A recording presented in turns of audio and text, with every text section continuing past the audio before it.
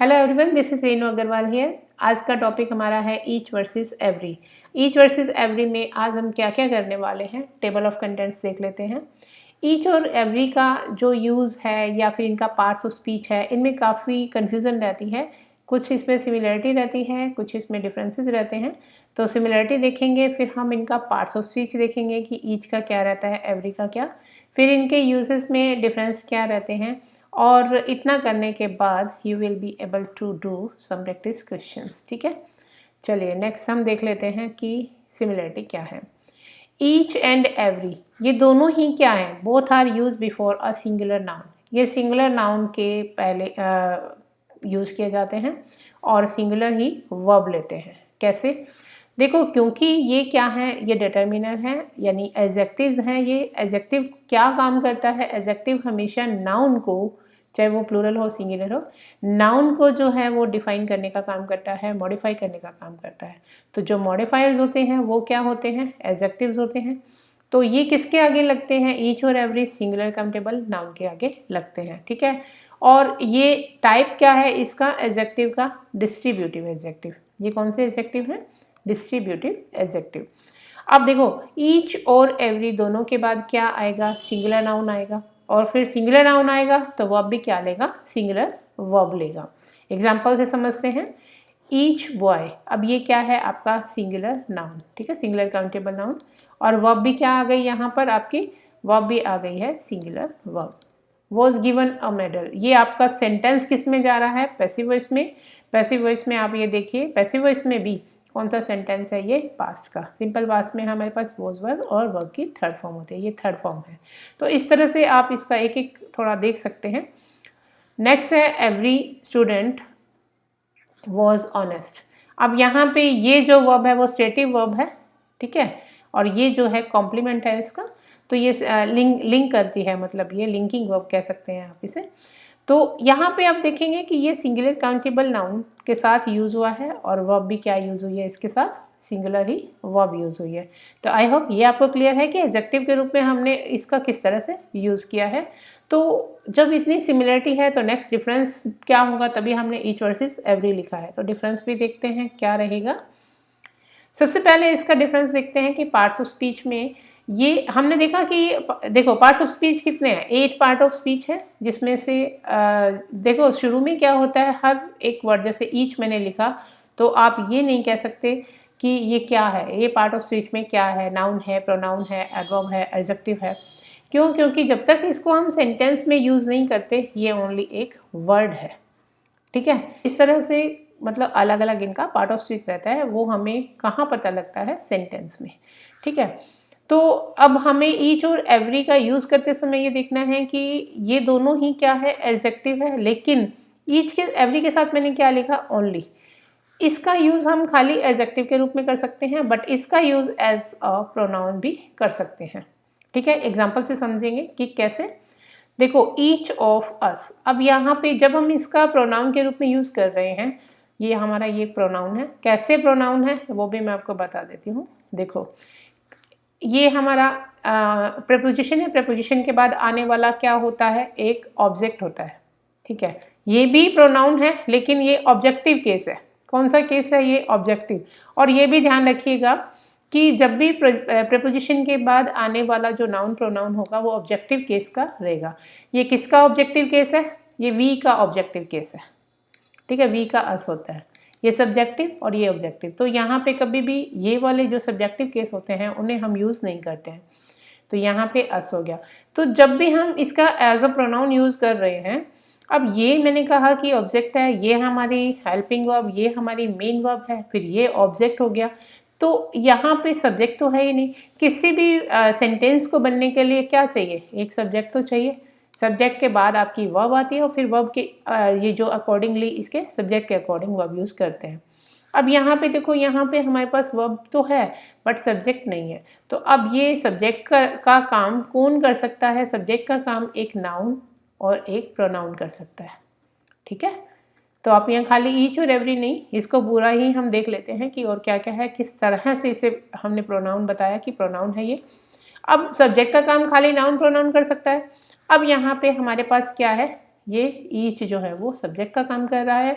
लेकिन हमेशा ध्यान रखना है, चाहे ईच के साथ हमने यहाँ पर डायरेक्टली कोई नाउन लगाया था, ठीक है, या हमने कहा ईच ऑफ अस प्रोनाउन की तरह यूज़ किया, लेकिन वर्ब हमेशा क्या लगाई हमने, सिंगुलर वर्ब लगाई, ठीक है। इसके साथ कब प्लूरल आएगी वो भी हम देखेंगे नेक्स्ट स्लाइड्स में। तो ये हमेशा हमने क्या लगाई, सिंगुलर वर्ब लगाई, ठीक है। तो ये हो गया हमारा। अब यहाँ पे मैंने लगाया था प्रोनाउन ईच ऑफ, यहाँ पे ऑब्जेक्टिव केस का प्रोनाउन। नीचे वाले सेंटेंस में आप देखेंगे ईच ऑफ द बॉयज, ये हमने क्या लगाया, ये हमने नाउन लगाया। अब आप देखो पिछले सेंटेंस में मैंने जब कराया था ये एडजेक्टिव था, ठीक है, एडजेक्टिव था और यहाँ पे हमारा सिंगुलर काउंटेबल नाउन था। अब ये प्रोनाउन के रूप में आ रहा है, ऑफ आएगा इसके साथ, और तब हम यहाँ पे जब भी करेंगे तो ये नाउन और प्रोनाउन कैसे आएंगे, प्लूरल में आएंगे, ठीक है। ये भी आपको ध्यान रखना है कि ईच के साथ जैसे ऑफ आ गया तो अब हमारा जो नाउन प्रोनाउन आएगा, नाउन या प्रोनाउन जो भी आएंगे वो कौन सी फॉर्म में होंगे, वो प्लूरल फॉर्म में रहेंगे, लेकिन वर्ब हमने यहाँ पे सिंगुलर ही लगाई है, ठीक है। अब आइए यहाँ पर देख लिया हमने कि भी हाँ वर्ब जो है वो, ये तो देखिए यहाँ तो सेकंड फॉर्म है तो इसमें तो कोई सिंगुलर या प्लूरल का है ही नहीं, लेकिन अगर हमें लगानी होती, मान लो मुझे यहाँ each of the boys has करना होता तो मुझे हैज़ में से हैज़ चूज़ करना होता, हैज़ अ प्राइज़, ठीक है। तो इसी तरह से यहाँ पे भी इसी तरह से हमें वर्ब सिंगुलर लगानी है। अब आप नीचे देखेंगे ईच बॉय वन अ प्राइज़, तो ये यहाँ पे एडजेक्टिव का काम कर रहा है। तो ये दोनों प्रोनाउन का काम कर रहे हैं। दोनों में डिफरेंस क्या देखा हमने कि यहाँ पर प्रोनाउन प्लूरल प्रोनाउन था ऑब्जेक्टिव केस का, यहाँ पे ऑब्जेक्टिव केस का प्लूरल नाउन है, ठीक है, और यहाँ पे सिंगुलर काउंटेबल नाउन है। तो ये आपको क्लियर है, यहाँ पे डिफरेंस क्लियर हो गया होगा। अब एवरी में आप देखोगे कि खाली एडजेक्टिव के रूप में काम कर सकते हैं, एवरी के साथ एक नाउन आना जरूरी है, ठीक है। ये आपको समझ में आ गया, क्योंकि एडजेक्टिव तो बिना नाउन के आएगा ही नहीं, यहाँ पे एक नाउन आना जरूरी है। ये जो ऑफ है वो तो इसको मॉडिफाई करे कि कौन से बॉय की बात करें, बॉय ऑफ दिस क्लास, कौन से बॉय की बात कर रहे हैं हम, each boy of this class is intelligent. Verb कैसे लगाई हमने, सिंगुलर ही आएगी, ठीक है। अब यहाँ पे मैंने लिखा every of the boys won a prize, तो क्या ये सेंटेंस करेक्ट है, क्योंकि जैसा कि मैंने लिखा कि ये तो एडजेक्टिव के रूप में ही काम आएगा, और यहाँ पे जैसे फॉर्मेशन इस तरह की थी कि यहाँ मैंने बताया आपको कि सब्जेक्ट तो है ही नहीं, तो इसका मतलब यहाँ ये सब्जेक्ट तो नहीं बन सकता। क्यों, क्योंकि ये सब्जेक्ट होने के लिए नाउन प्रोनाउन होना जरूरी है, एवरी जो है वो नाउन प्रोनाउन नहीं है, तो हमें यहाँ पे क्या लगाना पड़ेगा, ईच लगाना पड़ेगा, ठीक है। या फिर जब कभी भी इस तरह से लगाना हो तो वन के साथ एवरी वन ऑफ ना, इस तरह से हम यूज़ कर सकते हैं। क्लियर हो गया आपको। चलो नेक्स्ट डिफरेंसेस देख लेते हैं। Each is use for two और मोर देन टू। देखो जब हमें किसी टू में लगाना होगा, मान लीजिए कोई टू थिंग्स या पर्सन्स हैं, तब हमारे पास सीधा चॉइस ही ईच की रहती है, हम एवरी का वहाँ पर यूज़ नहीं कर सकते। यानी each is use for two, every is not, every two के लिए यूज़ नहीं होगा। तब तो हमें क्लियर है कि हमें लगाना ही टू है, कोई कन्फ्यूज़न ही नहीं है। लेकिन मोर देन टू के लिए भी यूज़ होता है ये, मोर देन टू के लिए, टू थिंग्स और पर्सन्स के लिए। अब यहाँ पे आइए, एवरी इज़ यूज फॉर, अब टू के लिए यूज़ तो होता नहीं है, तो इसको हमने थ्री से शुरू किया, थ्री और मोर देन थ्री, ठीक है, थिंग्स और पर्सन। अब यहाँ पे तो दोनों बात सेम हो गई कि ये चलो दो से ज़्यादा है तब भी तीन हो जाते हैं, और यहाँ पे भी हम कह रहे हैं कि थ्री और मोर देन थ्री। अब यहाँ पे आता है कि कब हमें एवरी यूज़ करना है, कब हमें ईच यूज़ करना है। तो देखो दोनों ही ग्रुप की बात कर रहे हैं। अब मान लीजिए एक ग्रुप है यहाँ पर, ठीक है, और ये ग्रुप अगर एज ए यूनिट काम कर रहा है, एज अ यूनिट, मान लो एक बुक है और ये सभी पढ़ रहे हैं, ठीक है, इसका मतलब ये है कि विदाउट एनी एक्सेप्शन, बिना किसी एक्सेप्शन के, बिना किसी अपवाद के, एक एक सभी की बात हो रही है, ऑल की बात हो रही है, और यहाँ पे इंडिविजुअली बात हो रही है। ग्रुप तो है with in A group, but ये कंसिडर किया जाता है इंडिविजुअली और ये किया जाता है एज अ यूनिट, ठीक है। अगर ये सभी बुक पढ़ रहे हैं लेकिन सभी डिफरेंट बुक पढ़ रहे हैं, अपनी अलग अलग बुक पढ़ रहे हैं, तो ये इंडिविजुअली काम कर रहे हैं, इसके साथ आप लगा देंगे ईच, ठीक है। अभी और भी इनके डिफरेंस रहेंगे, वो भी अभी पढ़ते हैं। तो ये तो हो गया इंडिविजुअली और यूनिट का डिफरेंस। उसके बाद है कि when the number in the group is limited, यहाँ पे कि मान लीजिए हमें पता है कि जैसे नेक्स्ट एग्जांपल में है 5 स्टूडेंट्स, तो लिमिटेड नंबर है, लेकिन ये अनलिमिटेड नंबर के लिए इनडेफिनेट, इनडेफिनेट का मतलब होता है अनिश्चित और डेफिनेट मतलब निश्चित। यहाँ पे है स्पेसिफिक, यहाँ पे है जनरल। अगर हम किसी इन जनरल बात कर रहे हैं, इन जनरल हमें कुछ बताना है इन जनरल, तो हम एवरी का यूज़ करते हैं, और अगर हमें स्पेसिफाई करके बताना होता है तो हम ईच का यूज़ करते हैं, एम्फेसिस करके करना हो तो ईच का यूज़ करते हैं। देखो यहाँ पे है 5 students were sitting on each bench. यहाँ पे स्टूडेंट्स कितने हैं 5, तो ईच बेंच पे बैठे हुए हैं, तो बेंच की भी संख्या लिमिटेड रही होगी, तो यहाँ पे आ गया each students were sitting on 5 students were sitting on each bench. ठीक है, अब यहाँ पे देखिए when the number is indefinite और जनरल। अब मैंने इस जनरल का यहाँ पे मैं एग्जांपल लिया है कि एवरी मैन इज मॉर्टल। अब देखो every man without any exception, हर आदमी मॉर्टल है, नश्वर है, कोई भी यहाँ पे अमर नहीं है। ठीक है, हम सबको जाना है, तो विदाउट एनी एक्सेप्शन सबको जाना है। ठीक है, क्लियर है, ये इन जनरल बात है, सभी के लिए बात है, तो एवरी का यूज़ होगा, ईच का यूज़ नहीं होगा। अब यहाँ पे देखो कि ईच का यूज़ हम बिफोर द वर्ब भी कर सकते हैं। कैसे कर सकते हैं बिफोर द वर्ब? जब सब्जेक्ट हमारा यहाँ पर नाउन या प्रोनाउन रहेगा, जो नाउन और प्रोनाउन रहेगा वो क्या होगा, वो प्लूरल नाउन या फिर प्लूरल ही प्रोनाउन रहेगा, प्लूरल नाउन या प्लूरल प्रोनाउन।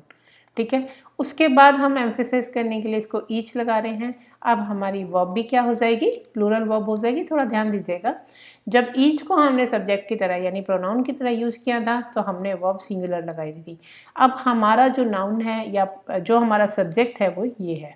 ठीक है, ये हमारा प्रोनाउन जो है वो यहाँ सब्जेक्ट है और यहाँ पे एस लगा लीजिए, और अब यहाँ पे जो है प्लूरल हमारा नाउन जो है वो सब्जेक्ट है, तो दोनों में हमने ईच लगाया, दोनों में वर्ब हमने कैसे लगा दी, प्लूरल वर्ब लगा दी है। तो ये तो हमारा हो गया कि प्लूरल वर्ब आएगी। ड्यूटी टुवर्ड्स आवर कंट्री, अगर हम इतना ही लिखें we have duty towards our country, तो हमारी ड्यूटी बनती है कंट्री की तरफ, लेकिन अगर ईच लगाते हैं तो हमारी प्रत्येक की, हर एक की ड्यूटी बनती है कंट्री की तरफ, या हमारे पेरेंट्स की तरफ, और या हमारी फैमिली की तरफ, हमारे नेशन की तरफ। ठीक है, the boys each have a book, यानी कि सभी बॉयज़ के पास अपनी अपनी अलग अलग जो है वो बुक है। तो अब हमने ये देखा कि प्लूरल नाउन, प्लूरल प्रोनाउन अगर सब्जेक्ट के रूप में हो, फिर उसके बाद ईच आए तो हम प्लूरल वर्ब लगाते हैं। और पिछली स्लाइड में हमने देखा कि अगर ईच को डायरेक्टली प्रोनाउन के रूप में, जैसे ईच ऑफ, तो हमने लगाया, हमने वर्ब लगा दी सिंगुलर। यहाँ पे आप देखेंगे डिफरेंस में कि इसको हमने वर्ब से पहले यूज़ किया, इसको हम सिर्फ नाउन से पहले यूज़ कर सकते हैं। क्यों? क्योंकि ये तो एडजेक्टिव का काम ही कर सकते हैं और कोई काम ही नहीं है इनका।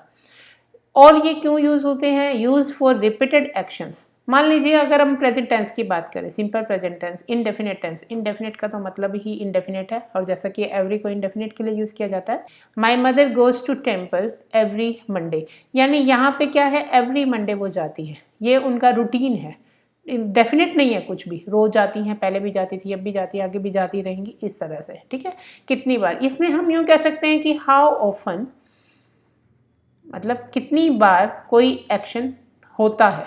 ठीक है, हाउ ऑफन, कितनी बार, फ्रीक्वेंसी बताने के लिए। ठीक है, और नेक्स्ट है कि कुछ एडवर्ब्स हैं जैसे nearly, almost, practically, without exception, जैसा मैं बार बार बोल रही हूँ, विदाउट एनी एक्सेप्शन, बिना किसी अपवाद के, जनरली या अप्रोक्सीमेटली। अगर आप इन वर्ड का मतलब समझेंगे तो ये लगभग की बात कर रहे हैं, कोई निश्चित संख्या नहीं बता रहे, कोई डेफिनेट नंबर नहीं बता रहे हैं, तो ये इनडेफिनेट ही बता रहे हैं। अगर इस कंसेप्ट को इस तरह से समझ लें, इनके साथ हम एवरी का ही यूज़ कर सकते हैं, ईच का यूज़ नहीं कर सकते। ठीक है, चलिए अब नेक्स्ट स्लाइड में हम करते हैं कुछ प्रैक्टिस क्वेश्चंस। तो अगर आप चाहें तो आप इसमें एक बार के लिए वीडियो को पॉज करके भी अपने आंसर्स कर सकते हैं। कमेंट सेक्शन में बताइएगा कितना समझ में आया। तो पहला हमारा है dash of the two boys was honest. अब देखो यहाँ पे हमने ऑफ द टू बॉयज़, यानी कि ये तो हमारा ऑब्जेक्ट है, ये अगर ऑब्जेक्ट है तो सब्जेक्ट इसका है नहीं, सब्जेक्ट का बनने का काम किसका है, ईच का है, एवरी का नहीं। यहाँ हमें सभी में ईच और एवरी ही फिल करना है, इसी से रिलेटेड है ये फिलअप्स। ठीक है, आई हैव रेड ऑलमोस्ट, मतलब ये हमारा क्या है, प्रेजेंट परफेक्ट टेंस है, ठीक है। लेकिन इस ऑलमोस्ट ने हमें क्या बताया कि लगभग की बात हो रही है, सभी बुक मैंने पढ़ ली है, लगभग सभी बुक मैंने पढ़ ली है जो मेरे पास थी, तो यहाँ पे मेरे पास आंसर क्या आ जाएगा, एवरी, ठीक है।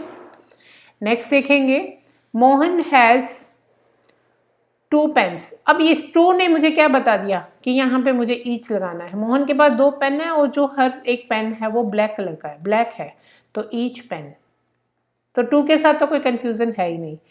Dash student was reading a different book, मतलब यहाँ पे डिफरेंट दे रखा है।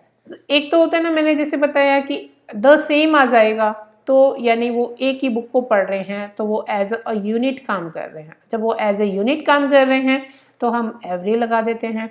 लेकिन जब वो इंडिविजुअली काम कर रहे हैं, डिफरेंट बुक पढ़ रहे हैं, तो इंडिविजुअल बुक पढ़ रहे हैं, अलग अलग काम कर रहे हैं, तो हमारा क्या आ जाएगा, यहाँ पर ईच आ जाएगा। बस ये डिफरेंस को समझना है और यहाँ पर लिखना है, ठीक है। या डेफिनेट नंबर या इससे आप क्लियर नहीं कर सकेंगे, बट यहाँ पर इससे आप क्लियर कर सकेंगे, ठीक है। Dash man knows his duty, जैसे एवरी मैन इज मॉर्टल, हर आदमी ड्यूटी जानता है, उसी तरीके से इसको भी हमने लगा दिया एवरी। आई होप ये आपको क्लियर होगा। They dash have forced him to go there, अब ये जैसे कि मैंने बताया था सब्जेक्ट तो हमारा ये बन गया, और अब इस सब्जेक्ट को हमें क्या करना है, इस सब्जेक्ट पे एम्फेसिस करने के लिए हमने क्या लगाना है, they each have forced him to go there.